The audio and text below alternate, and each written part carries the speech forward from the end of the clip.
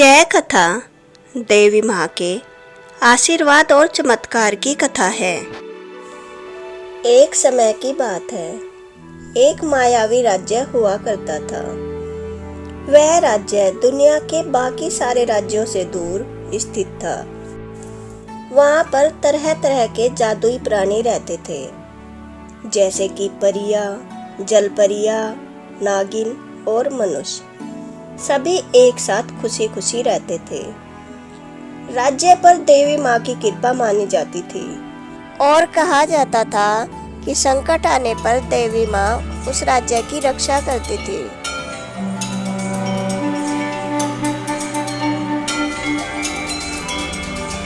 और उस राज्य में एक बहुत ही भव्य मंदिर था। कहा जाता था उस मंदिर में जो भी इच्छा मांगी जाती थी उसे देवी माँ अवश्य पूरा करती थी। मंदिर की देखरेख गुरु माँ करती थी। गुरु माँ दुनिया के सबसे सिद्ध लोगों में से एक थी।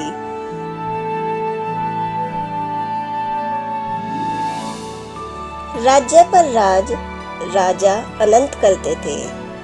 उन्हें किसी चीज की कोई कमी नहीं थी, परंतु उनकी पत्नी रानी दामिनी मां नहीं बन सकती थी।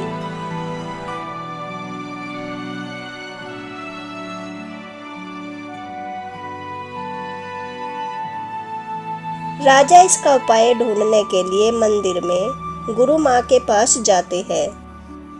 गुरु माँ, आप कोई मुझे उपाय बताइए। क्या मुझे ये जीवन बिना संतान सुख के ही बिताना पड़ेगा? क्या मेरे भाग्य में कोई संतान नहीं है? राजन, आप उदास न हो। आपके भाग्य में एक नहीं दो संतान हैं, एक पुत्र और एक पुत्री। परंतु वह बच्चे महारानी की कोख से पैदा नहीं हो सकते। अगर महारानी की कोख से पैदा नहीं हो सकते तो फिर कैसे पैदा होंगे? राजन, मैं आपको वह उपाय तो बता दूंगी, लेकिन मेरी एक शर्त है। आप अपने पुत्र और पुत्री में से अपनी पुत्री मुझे दे दोगे।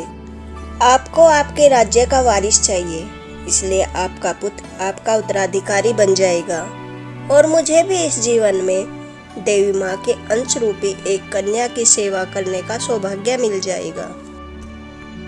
गुरु माँ, अगर सिर्फ यही उपाय है तो मैं आपकी शर्त मानने के लिए तैयार हूँ। आप कृपा करके मुझे उपाय बताइए। राजन, आपको एक महायज्ञ करवाना होगा, जिसके प्रसाद स्वरूप देवी माँ आपको एक पुत्र और एक पुत्री देगी। ठीक है गुरु माँ, मैं आज ही यज्ञ की तैयारी करवाता हूँ। राजा यज्ञ की तैयारी करवाते हैं और यज्ञ 3 दिनों तक चलता है।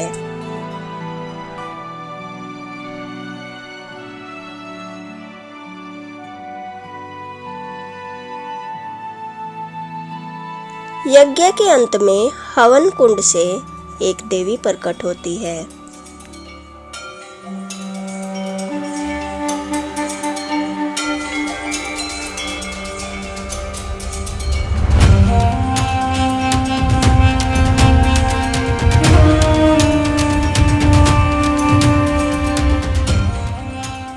हे राजन, मैं आपसे प्रसन्न हूँ। मैं आपको संतान के रूप में 2 तारे देती हूँ, जिसमें तारों जैसा तेज, सुंदरता और शक्ति होगी, और दुख के समय में वे दोनों रोशनी की तरह खुशियाँ वापस लाएंगे। हे देवी माँ, आपकी जय हो। आप अंधेरे में उजाला करने वाली हो। आप सबको शक्ति प्रदान करने वाली हो। आपकी हमेशा ही जय हो। तभी आसमान में से 2 तारे महल के तालाब में आकर गिर जाते हैं। जब राजा रानी और गुरु माँ वहाँ जाकर देखते हैं तो वहाँ तालाब में एक बहुत ही सुंदर कमल के फूल की कली खिली थी। 9 महीने के बाद वह कमल का फूल खिलता है और उसके अंदर 2 बहुत ही सुंदर बच्चे थे।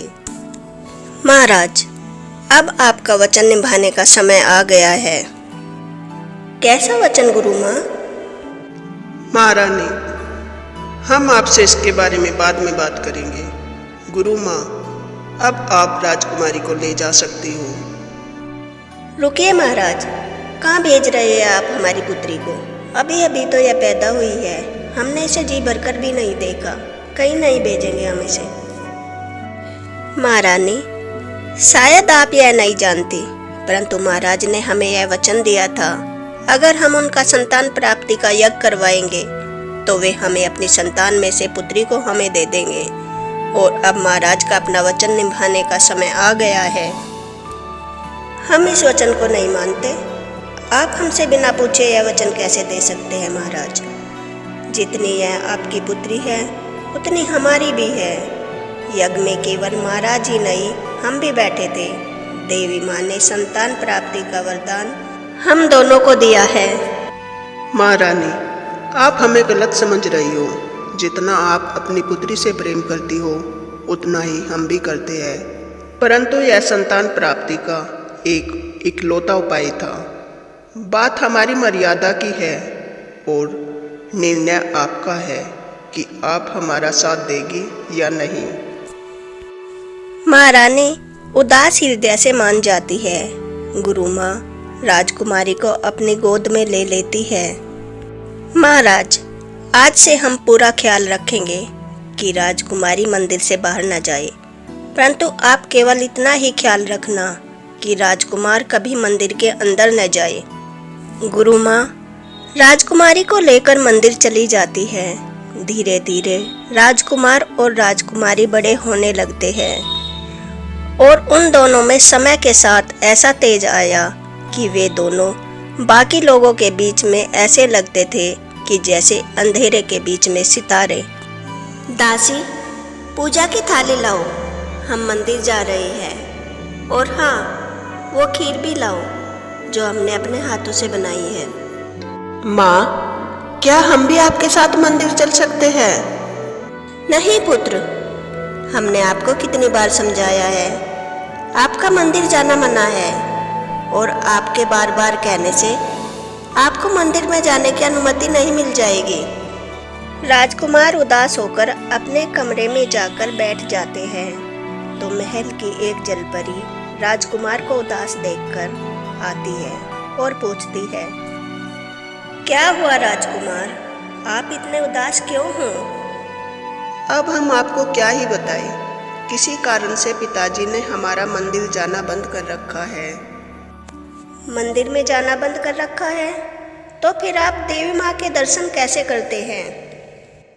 हमें देवी माँ के दर्शन करने का अवसर ही नहीं मिलता है, परंतु आप हमें बताइए, आपने राज्य का वह प्राचीन मंदिर कभी देखा है? हाँ अवश्य, उसके जैसा भव्य मंदिर हमने पहले कभी नहीं देखा। वहाँ पर सच में देवी माँ की शक्ति का एहसास होता है।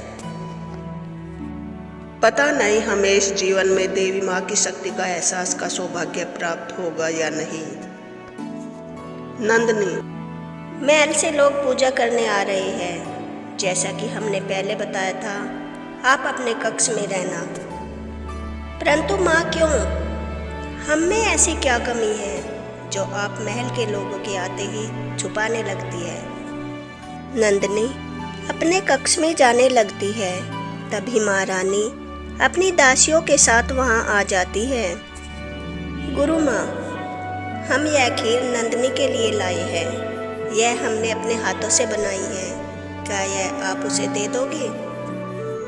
नंदनी यह बात सुन लेती है और बाहर आ जाती है।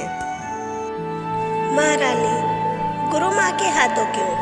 आप हमें अपने हाथों से दे दीजिए, हम यही तो है। नंदनी, हमने आपको कहा था ना अपने कक्ष में रहना। लेकिन माँ, महारानी हर रोज अपने हाथों से किसी के लिए खीर थोड़े ही बनाती है। धन्यवाद महारानी, आपने हमारे लिए खीर बनाई। नंदनी मेरी पुत्री, एक क्षण हमारे गले से लग जाओ। और महारानी नंदनी को अपने गले से लगा लेती है। माँ, आप हमें सच सच बताइए, आप हमें महल के किसी भी व्यक्ति से क्यों नहीं मिलने देती? नंदनी, हमारे पास तुम्हारी इन सब बातों के लिए समय नहीं है। हमने आपको 100 बार समझाया है। इस मंदिर के कुछ नियम हैं और वह आपको निभाने पड़ेंगे।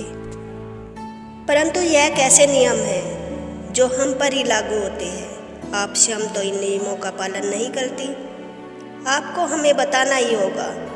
महारानी ने हमारे लिए अपने हाथों से खीर क्यों बनाई और वे हमें अपनी पुत्री क्यों कह रही थी?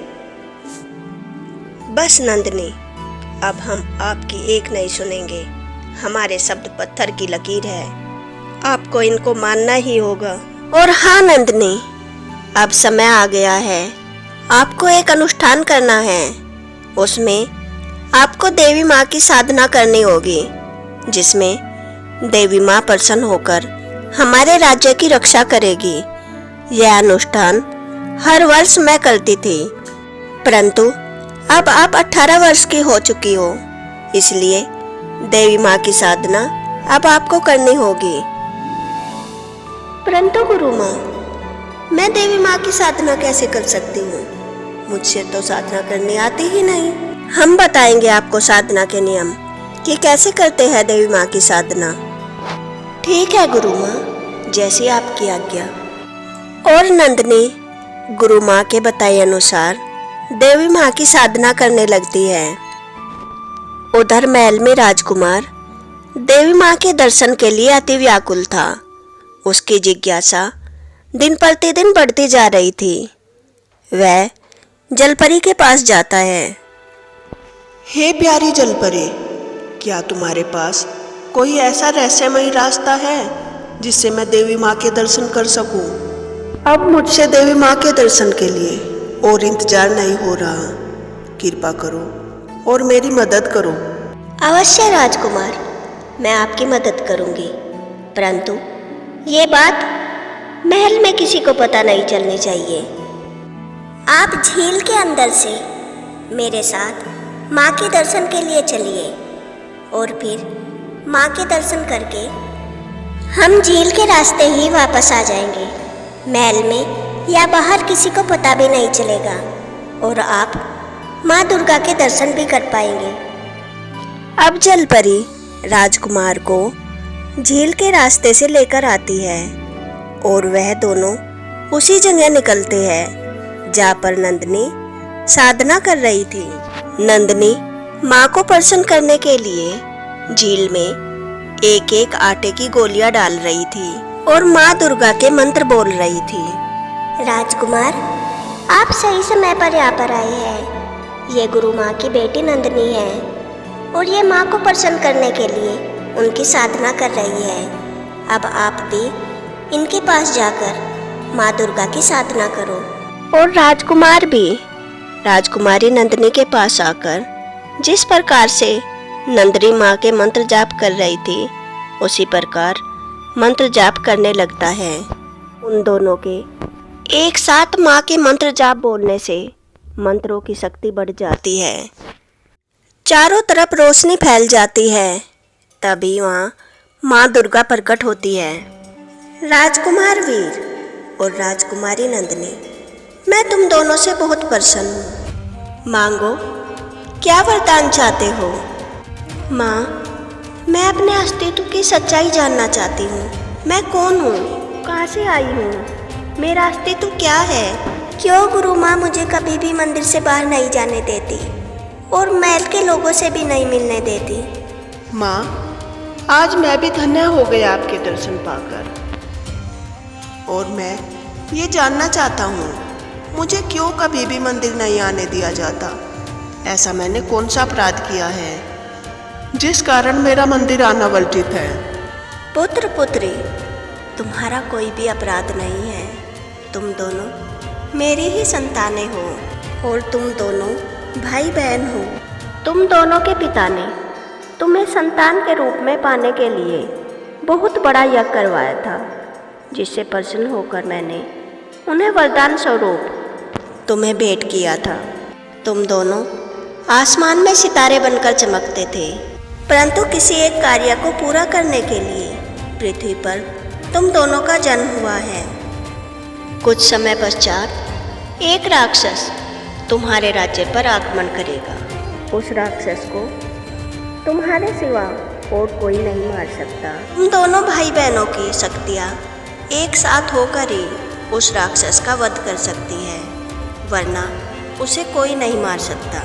ये सब बातें राजकुमार और राजकुमारी को बताकर माँ दुर्गा अंतर ध्यान हो जाती है और तभी मंडूक नाम का राक्षस उस राज्य पर हमला कर देता है। वह कहीं पर आग लगा रहा था तो कहीं पर लोगों को जिंदा चबा रहा था। उसे देखकर चारों तरफ हाहाकार मच जाती है। तब राजकुमारी नंदिनी और राजकुमार वीर वहां आते हैं और वे दोनों माँ दुर्गा का नाम लेके उस राक्षस पर हमला करते हैं। कुछ ही देर में वे दोनों उस राक्षस का वध कर देते हैं और राक्षस का वध करके वे दोनों अपने महल वापस आते हैं। वहाँ पर उनका भव्य सम्मान होता है। रानी उन्हें गले से लगा लेती है। अब दोनों भाई बहन हंसी खुशी अपने माता पिता के साथ महल में रहने लगते हैं। अगर आपको यह कथा पसंद आई हो तो वीडियो को लाइक करें और ऐसी ही नई नई कथाएं सुनने के लिए मेरे चैनल को सब्सक्राइब करें। Thanks for watching. जय माता दी।